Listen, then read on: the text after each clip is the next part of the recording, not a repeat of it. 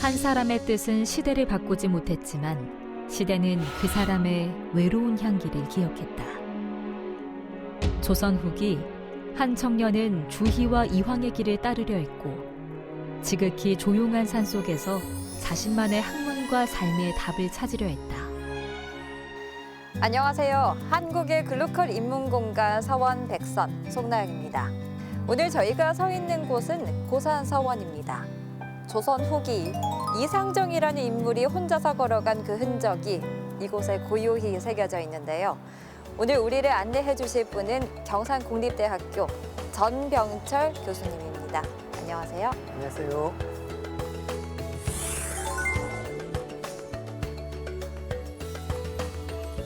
오늘 교수님과 함께 고산서원 걸을 생각을 하니까 기대가 정말 큽니다. 고맙습니다. 이곳은 겉으로 보기에는 조용하지만 안으로는 매우 깊은 의미를 담고 있는 장소입니다. 네. 이곳에 주양으로 모시고 있는 대산 이상정 선생은 주희와 이황을 본받고자 노력했던 그런 학자입니다. 태계 유황, 학봉 김성일, 경당 장응효, 석계 이시명, 가람 이현일, 미람 이재로 이어지는 태계 학맥을 계승한 인물로 소태계로 불릴 정도였습니다. 하지만 그 역시 조선 후기에 새로운 학문의 변화를 추구했던 그런 인물입니다. 그럼 함께 걸으며 이야기 나눠보시죠. 예, 좋습니다. 20살 청년의 시 한 수. 그윽한 숲속에 홀로 향기 피우는 난초. 이상정은 그 시 속의 난초처럼 살고자 했다. 주희의 무의산을, 이황의 도산을 마음에 품은 채 그는 조선의 해가 저물어가는 시대 속에서도 새로운 도학의 향기를 꿈꿨다. 스스로를 위해 벼슬 길보다는 산을 택했다.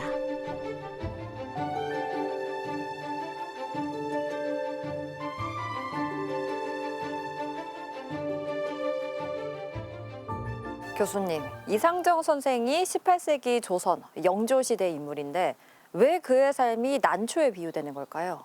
이상정 선생은 세속의 인정을 추구하지 않았습니다. 오히려 관직의 영예보다는 도학의 완성을 추구했다고 볼 수 있습니다. 네. 그리고 이전에 주희나 이황처럼 학문을 통해서 자신의 삶을 살아가고자 했던 것입니다.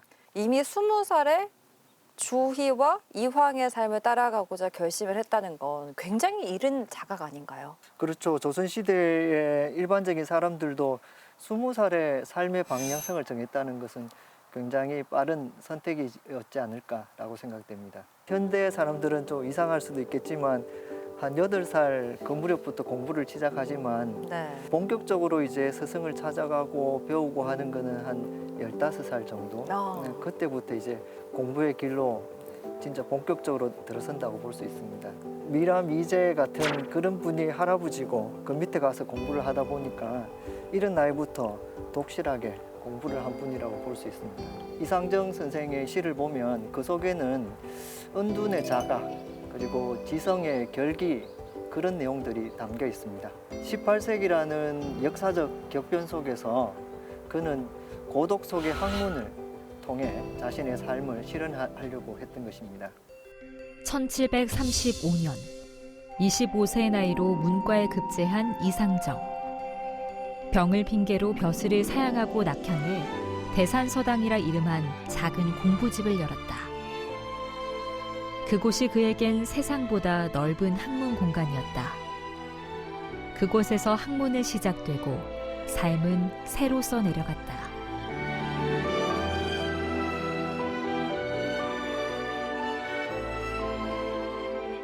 교수님, 이상정 선생은 20살에 주희와 이황의 삶을 따라가겠다 이렇게 결심을 한 건데요. 왜 벼슬길을 두고 산속을 택했을까요? 이상정 선생은 현실 정치가 가지고 있는 한계를 일찍 간파했던 것 같습니다. 네.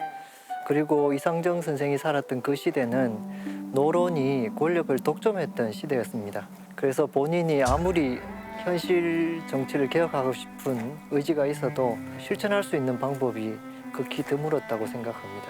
그래서 현실 속에 나아가기보다는 오히려 제야에서 학문으로 세상을 바꾸는 길을 선택했다고 이해합니다. 그렇군요. 네, 이상정 선생의 저술 중에 과거사의 또 만수록이 중요한 저작이라더라고요.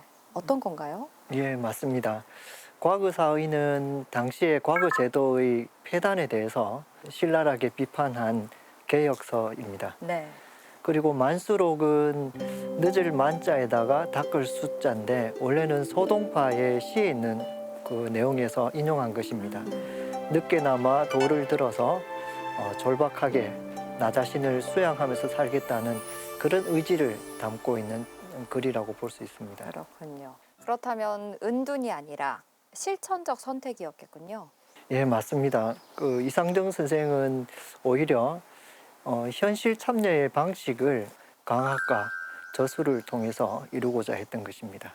그래서인지 이 대산서당이 이상정 선생의 중요한 전환점이 됐다더라고요. 예, 맞습니다. 대산서당은 이상정 선생의 학문적 본거지라고 볼 수 있습니다. 그는 이 서당에서 자신이 평생 이루어갈 학문적 토대, 근거를 완성했다고 볼 수 있습니다.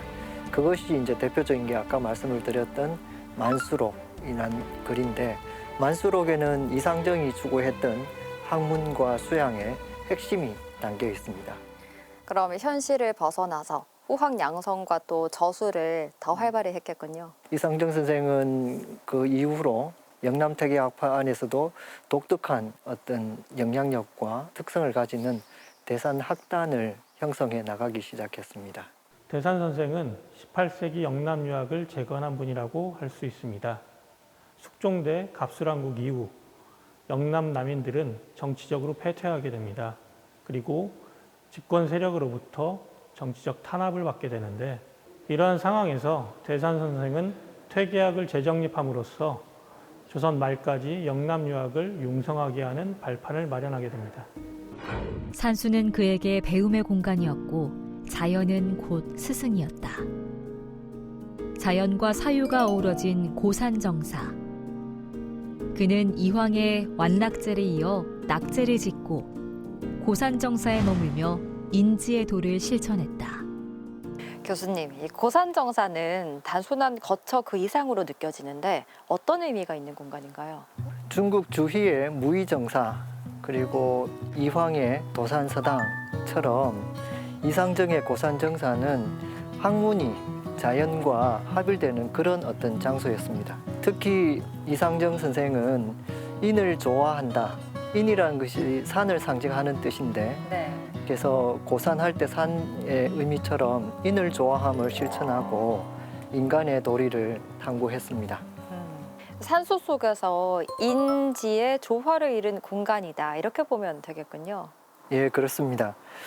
논어에 인자는 산을 좋아하고 지자는 물을 좋아한다는 말이 있습니다. 그처럼 산수 속에서 모든 만물과 교감하면서 자기 학문을 탐구해 나가는 것입니다. 그래서 이상정 선생은 학문을 논할 적에도 모든 만물과 교감하면서 그 속에서 자기를 성찰하고 자기를 돌이켜보는 그런 학문을 추구하셨습니다. 학문은 홀로 완성되지 않는다. 고산서원에는 형제를 넘어 학문적 동지였던 후학들의 시간이 쌓였다. 고산서당은 서원으로 확장되었고 호학이라 불린 학문은 이상정의 철학을 후세로 전했다.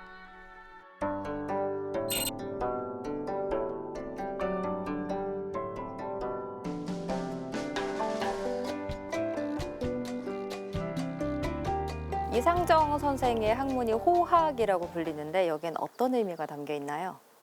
예, 호학은 이상정 선생이 살았던 소호리의 호자에서 따서 이름을 붙인 것입니다. 네. 이상정 선생의 후학들은 스승의 학문이 영남 태계학파 안에서도 독특한 위상을 가진다고 그런 어떤 확신을 가지고 있었습니다. 그래서 호학이라는 이름으로 새롭게 구별해서 명명했던 것입니다. 왜 그러냐 하면 이상정 선생의 학문은 율곡학파, 태계학파, 학문적, 당파적 대립을 넘어서서 네. 서로가 함께 만날 수 있는, 회동할 수 있는 그런 어떤 그 학문을 추구했고, 아는 것과 실천하는 것, 그리고 이상과 현실 이런 모든 것들을 조화하려는 그런 어떤 의식을 담고 있습니다. 그래서 이상정 선생의 후학들은 그런 이상정 선생의 어떤 학문과 추구하는 사상을 호학이라는 이름으로 담아내려고 했던 것입니다. 그렇군요. 학문적인 내용이 대부분입니다. 선배나 동료들과 의견을 교환하거나 제자들의 질문에 답변한 것으로 대산 선생의 학문적 깊이를 알 수 있습니다. 그리고 특히나 한 가지 인상 깊었던 게 이상정 선생의 동생이죠. 이광정도 배양되고 있더라고요. 네, 이상정 선생의 호는 큰 대자의 대산, 동생인 이광정은 작을 소자의 소산해서 두 분이 굉장히 우애가 깊었다고 합니다. 네. 그렇지만 혈연으로 동생이기도 하지만 이광정은 이상정의 평생의 학문적 동반자였습니다. 그리고 이상정의 대산학맥 이것이 형성되고 확산되는 데 있어서 굉장히 중요한 역할을 했습니다.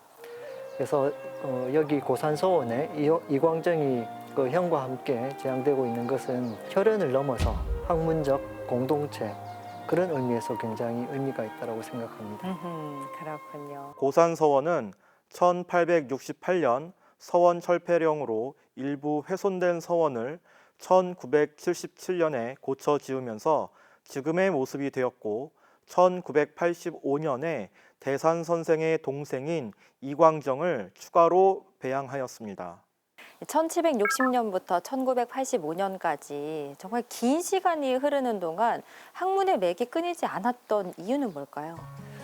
그 시간을 따져보면 200년 넘는 시간이거든요. 네. 그 시간 동안 어떻게 이 고산서원을 계속해서 유지하고 확장하고 활성화했는가라는 것을 생각해 본다면 이상정 선생의 후학들은 이곳이 바로 선생의 정신이 깃든 곳이고 그리고 그분의 숨결이 있는 곳이다라는 어떤 뚜렷한 애정과 사명감이 있었던 것 같아요. 그래서 오랜 시간 동안 그런 어떤 학문적 사명감 그리고 학맥에 대한 개성 의지 이런 것들이 그 시간 동안 계속해서 그들을 움직였던 힘이 아니었을까 이런 생각을 합니다. 네.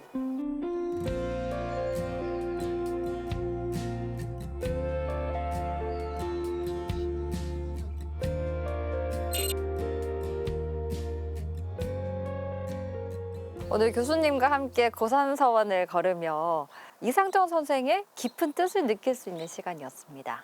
조선시대의 한 지성인이 어떤 삶을 추구하며 살았는지를 우리가 알므로써 오늘날 우리는 어떤 삶의 자세를 가져야 될지를 돌아볼 수 있는 기회가 됐으면 좋겠습니다. 네, 오늘 교수님 말씀을 들어보니까 고산서원이 한 학자의 유적이 아니라 동아시아 학문 전통의 한 정점에 있다는 생각이 들었습니다. 예, 맞습니다. 주희의 무의정사, 이황의 도산서당, 이상정의 고산정사는 세 공간이 하나의 선으로 이어졌다고 보시면 됩니다. 네. 학문이라는 것은 스승의 학문을 쫓아가는 길이기도 하지만 또한 그 속에서 자기만의 향기를 내는 일이기도 합니다. 네. 누군가에게 보여주기 위함이 아니라 스스로의 진심을 닦기 위해 향기를 피운 난초처럼 이상정의 고산서원은 그 향기를 품고 있는 듯합니다. 한국의 글로컬 인문공간 서원 백선, 오늘은 고산서원 편으로 함께했습니다. 전병철 교수님 고맙습니다. 감사합니다. 누군가 보지 않더라도 그윽하게 피는 난초처럼 이상정의 삶은 외로웠지만 깊었다. 시대가 달라져도 진정한 배움의 향기는 사라지지 않는다. 그가 남긴 고산서원은 오늘도 산속에서 학문의 향기를 품고 있다.